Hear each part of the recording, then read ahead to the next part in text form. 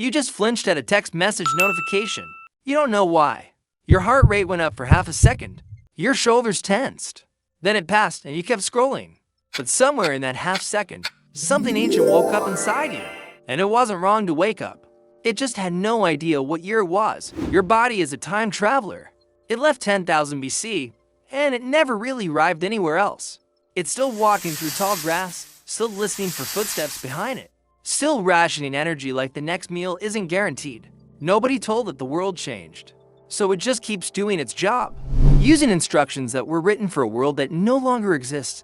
This is not a metaphor. It's biology. And once you see it, you can't unsee it. Start with fear. Real fear.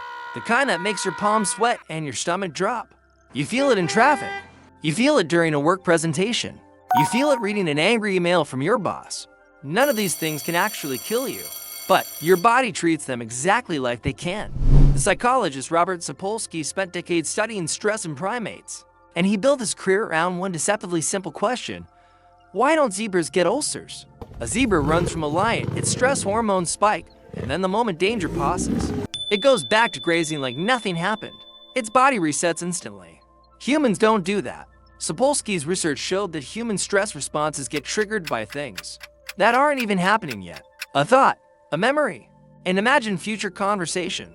The same cortisol spike a zebra gets from an actual predator, you get from an unread message sitting in your inbox. Why would evolution build something so seemingly overreactive? Because for most of human history, the cost of underreacting was death. And the cost of overreacting was a few wasted seconds of alertness. Your ancestors who assumed every rustling bush was a predator survived.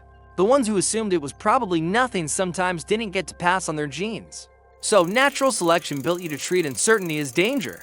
Fast, twitchy, better safe than sorry. That wiring still runs your nervous system today.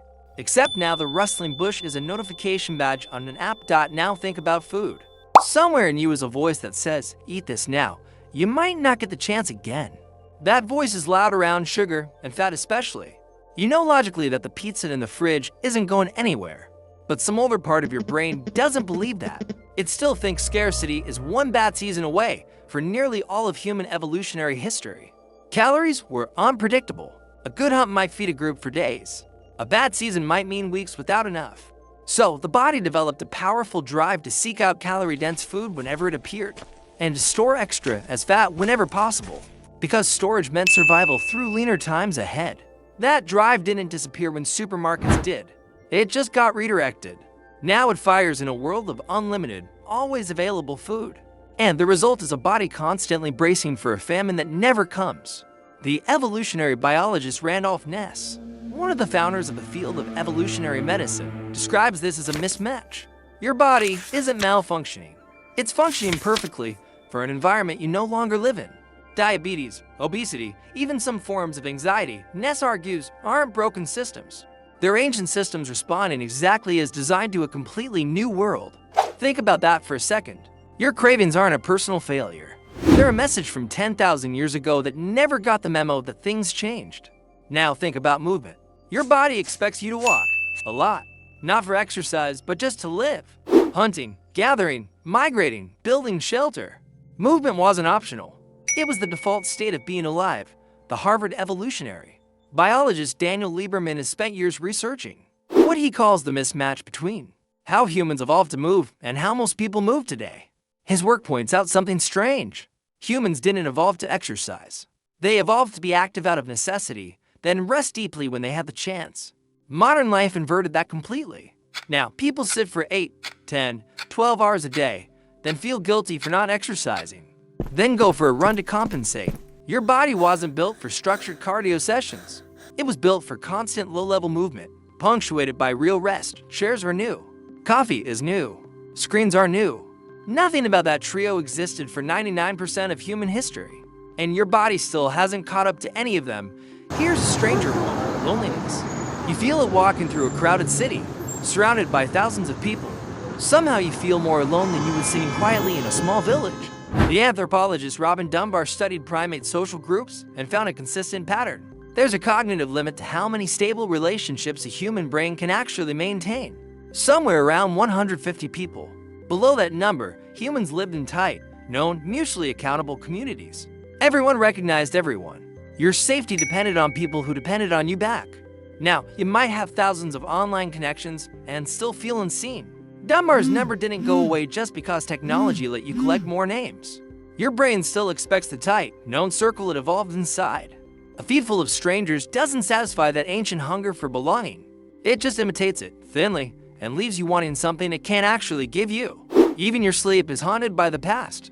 Your body expects darkness to mean danger has passed and rest can begin. For hundreds of thousands of years, night meant firelight, quiet, low stimulation, and eventually the specific kind of darkness that told your brain to release melatonin and begin winding down. Now, the last thing most people see before sleep is a bright rectangle held 8 inches from their face. Blue light from screens suppresses melatonin production, tricking the brain into thinking it's still daytime long after the sun set. Your ancient sleep signal, tuned over millions of years to respond to firelight and starlight, gets overridden nightly by a phone screen. No wonder falling asleep feels harder than it should. You're fighting biology that has no context for what a phone even is. So here you are, a body built for scarcity, living in abundance. A body built for constant movement, living in stillness. A body built for small-known tribes, living among strangers. A body built for darkness, living under artificial light until midnight. None of this means you're broken. It means you're ancient.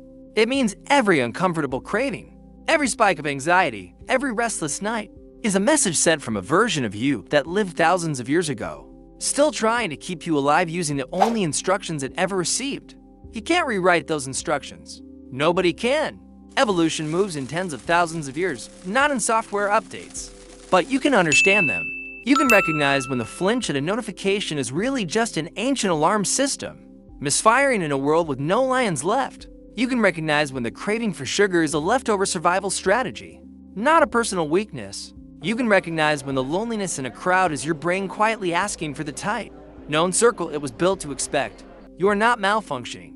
You are a hunter-gatherer wearing shoes, sitting in traffic, scrolling a screen at midnight, still listening for footsteps in the grass. And somewhere in you, that old self is still awake, still watching, still waiting for the world to make sense again. It never noticed the world changed. But you can.